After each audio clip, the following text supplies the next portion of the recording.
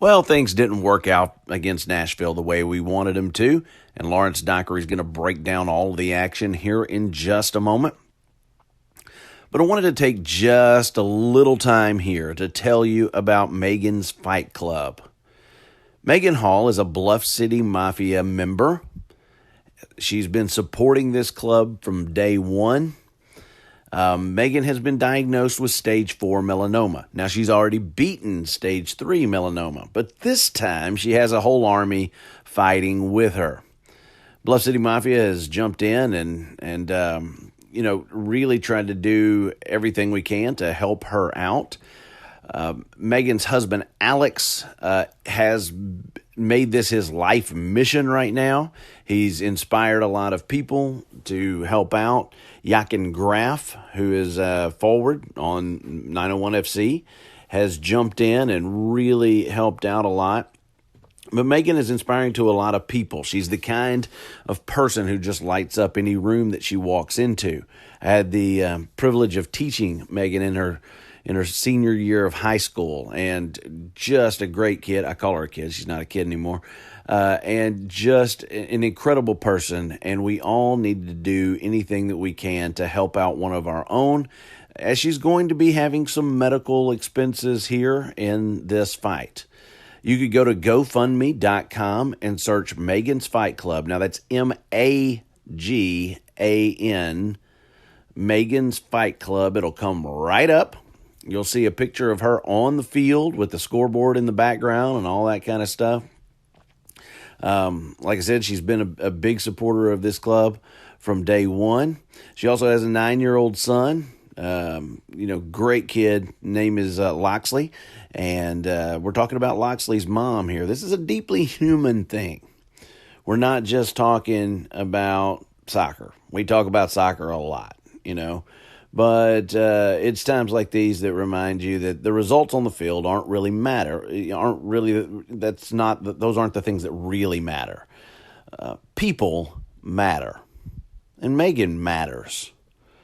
And we need to help her out as much as we can. She's one of our own. She's one of us. So let's do everything we can. Go to Magan's Fight Club on GoFundMe.com and just do any amount that you can possibly spare, because we really, really need to help this great young family in their fight. All right, that's all I ask. Thank you very much. And let's get on to Lawrence Dockery and his review of Memphis versus Nashville. Alrighty, folks, welcome into another brand new edition of the 901 Soccer Podcast. I'm your host, Lawrence Dockery. Find me on Twitter at LDoc93. Find the 901 Soccer Podcast on Twitter at 901 Soccer Pod, and you can find us on Facebook as well. Just go over to Facebook and search 901 Soccer. Probably going to try and keep this one short and not sweet, but you know what I mean. This will be an abbreviated version of the 901 Soccer Podcast, recapping the home loss to Nashville on Wednesday 9th. And that is going to be, this is one of those instances where the less that is said about it, the better. And everybody out there knows me. When things are going well, I'm on top of the world, and when things are not going well, I'm on the bottom. Our friend Eric Hasselton of the Memphis Grizzlies has a saying: you never get too high after a win and never too low after a loss. That's not me. I can't do that. I've tried doing that. It doesn't work for me. I firmly believe that Coach McQueen is one of those people. That doesn't really work for him. But I think it was just kind of among the media, among the players and the coaches, this is just one of those games. And it's like from start to finish, the whole night was just a debacle. Personally, for me, for the team, it was just like things that could have gone wrong that really had no business going wrong ended up going wrong. I mentioned personally, slightly tongue-in-cheek. The night got off to a rough start. I was eating dinner in the press box, and I spilled a spoonful of beans on my white shirt, and so there's several splotchy discolorations that really shouldn't be there that are quite obvious, so I had to deal with that all night. And then halfway through the second half, they had the windows in the press box open, and it was so hot outside, and the air inside was so cold that the AC vents started condensing, and it turned into a rainforest.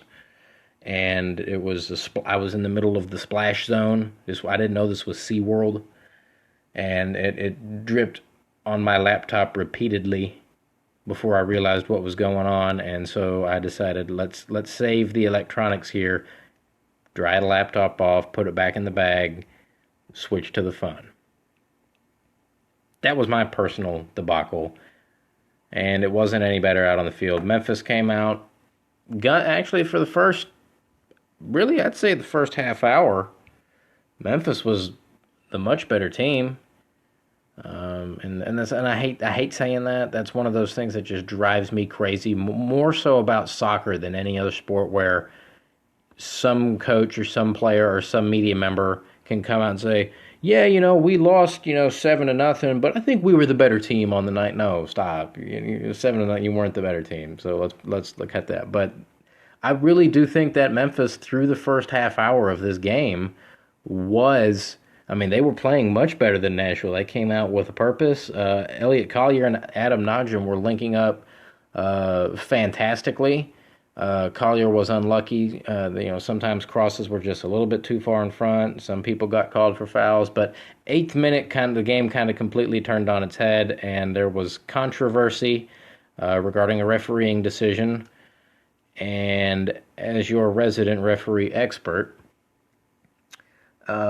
my understanding based on what I saw live, and then what I saw still pictures and replays of, and then what I heard some of the players and coaches say after the game, that the ball that Allen put into the goal that looked like it had made it 1-0 to Memphis, he was very clearly, at the moment he touched the ball, he was onside by a solid 3 yards. However, there was about 12 seconds before that, Adam Najim received a pass in an offside position, which led to a pass, which led to Allen poking it in. Now, what I'm not sure about now is if they applied the rule that we saw, I don't want to say rule, but the new interpretation of the offside law, because there's a new interpretation of the offside law every 3 weeks.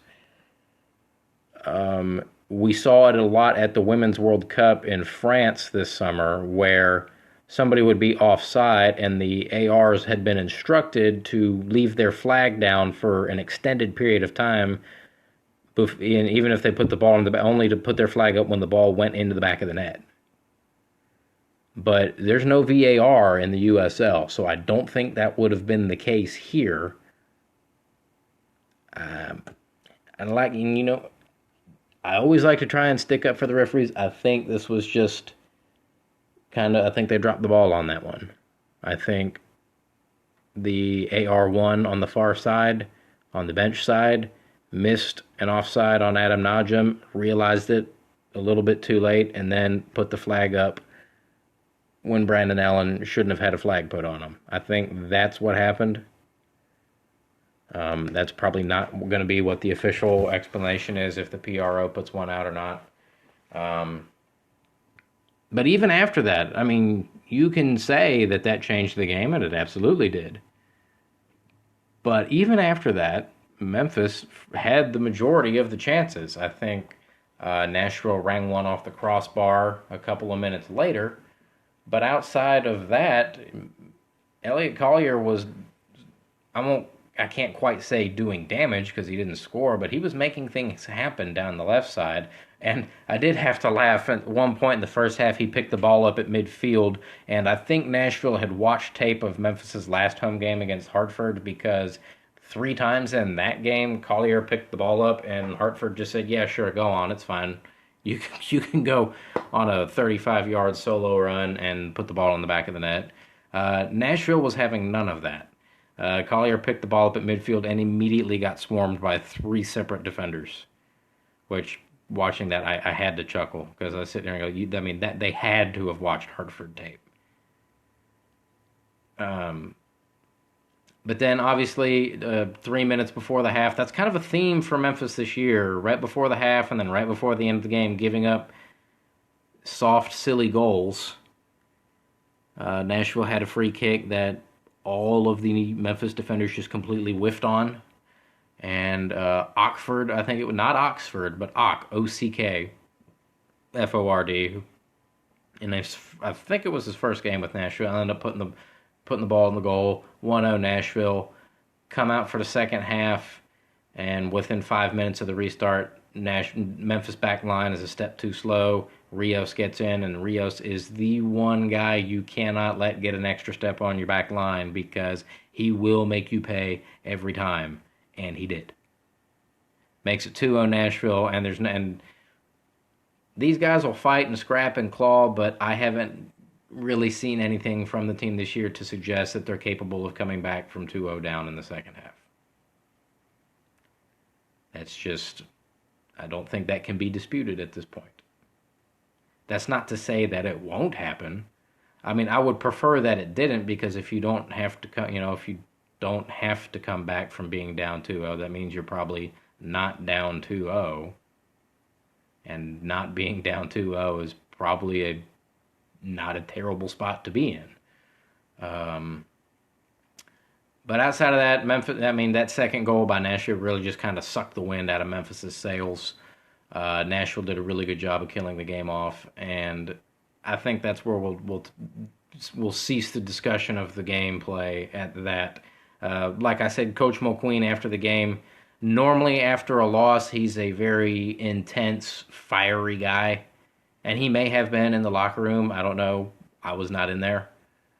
But sometimes when part of his reason for some of his post-game loss prickliness is that I tend to ask maybe not the best question, or other folks in the media scrum tend to ask not the best question. I think there was just kind of an unspoken thing between everybody in there. It was like, let's not poke the bear at all. Let's just kind of keep it, and Coach Mulqueen, obviously he was not happy. Nobody's suggesting that he was happy with the loss. He's not. The team's not. The fans aren't. I mean, nobody's happy about it. I don't think anybody's trying to suggest that. But like I said at the start of this pod, it's just one of those games. You just kind of let it roll off your back and pick up and move on to the next one. You got the New York Red Bulls 2 coming in town on Saturday.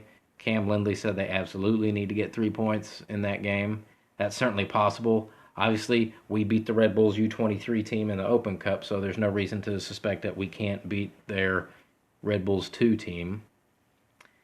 One final thing that I do want to say before we shut it down here is that the announced attendance for the game on Wednesday night against Nashville was 7,828. That is the third largest crowd of the season for Memphis 901 FC. Their largest crowd was the Pachuca friendly, 8,351. The second largest was the season opener, which was 8,062. And then Nashville surpassing the 7,250 of Loudoun United on March the 16th. So the new third largest crowd of the season, 7,828. Through 10 home games at AutoZone Park, Memphis is averaging 6,828 fans per game through 10 games at AutoZone Park. That includes every home USL regular season game, with the exception of, I believe, the Pittsburgh game, which got rained out, or maybe that was Birmingham. No, I think that was the Pittsburgh game that got rained out. And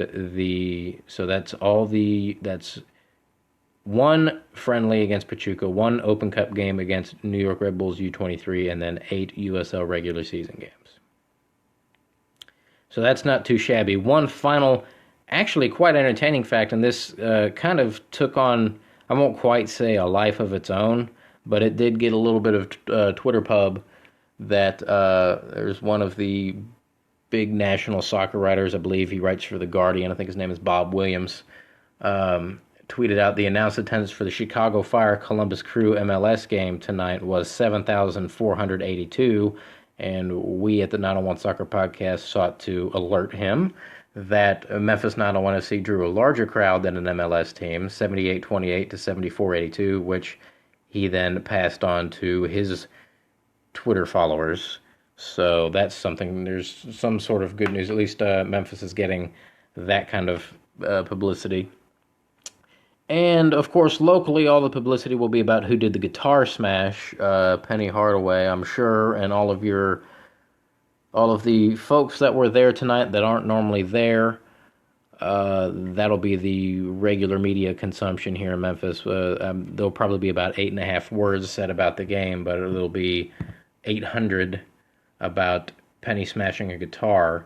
There was also a discussion in the press box, not about the game or about an offside call or not an offside call or who needs to shoot more or who needs to be subbed on. There was a discussion about how much better of a guitar smash Penny Hardaway did than Mike Norvell. It's kind of a strange and almost unhealthy obsession with this notion that Penny can do no wrong and is automatically better at everything than everybody else. It's kind of weird. But that's a different topic, and then we'd be straying into non-soccer stuff, and I don't want to go down that road. So that's gonna do it for us on this edition. We're gonna end it right there. I want to say thanks to everybody for listening to us. I want to remind everybody I'm Lawrence Docker. You can check me out on Twitter at ldoc93. You can find the 901 Soccer Podcast on Twitter at 901 Soccer Pod, Facebook.com/901 Soccer. Thanks, everybody, for listening. We will see you back at AutoZone Park on Saturday night against the New York Red Bulls 2. The podcast you just heard was made using Anchor. Ever thought about making your own podcast? Anchor makes it really easy for anyone to get started. It's a one-stop shop for recording, hosting, and distributing podcasts. Best of all, it's 100% free. Sign up now at anchor.fm/new. That's anchor.fm/new to get started.